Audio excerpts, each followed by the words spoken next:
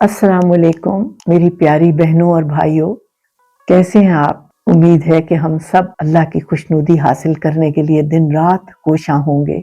आज मैं अल्लाह ताला के बेहतरीन इनामात से नवाजने का एक और तोहफा जो आपको बताना चाहती हूँ वो एतकाफ है।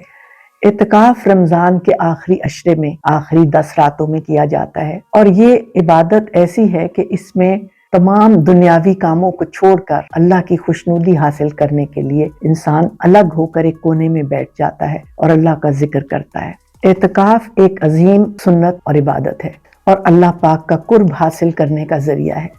एतकाफ मस्जिद में किया जाता है, लेकिन औरतों के एतकाफ मस्जिद में करने पर कुछ आइमा कराम जिनमें हनफी शामिल हैं, उन्होंने मस्जिद में औरत के एतकाफ को मकरूह जाना और नापसंद किया फितने की वजह से, क्योंकि आजकल का दौर ऐसा फितने का दौर है कि इसमें हिफाजत औरत की ज्यादा जरूरी है। इसलिए खवातीन घर में भी एतकाफ कर सकती हैं।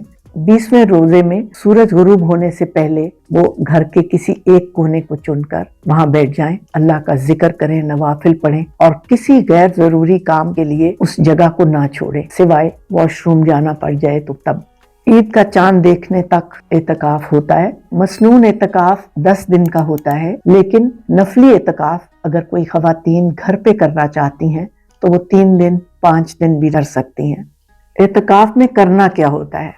इसमें कसरत से कुरान पाक की तिलावत करें और समझें कि अल्लाह पाक हमें किस तरह जिंदगी गुजारने का हुक्म देते हैं। ज्यादा से ज्यादा सजदे करें, यानी नवाफिल पढ़ें।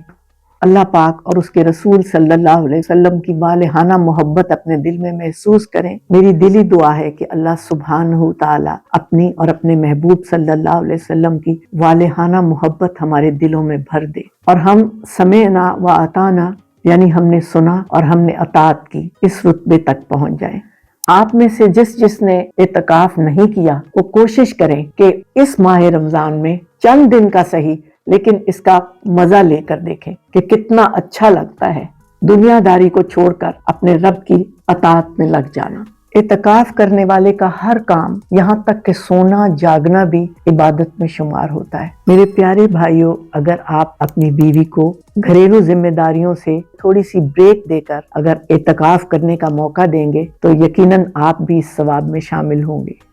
मेरे भाइयों, आप लोग खुद मस्जिदों में तरावी पढ़ने जाते हैं तो अपनी बेगमात को भी मौका दीजिए कि वो चूल्हे और ये जिम्मेदारियों से हटकर अल्लाह की खुशनुदी हासिल कर सकें और इन ताक रातों में जो इतनी मुबारक रातें हैं अपनी बख्शिश करवा सकें।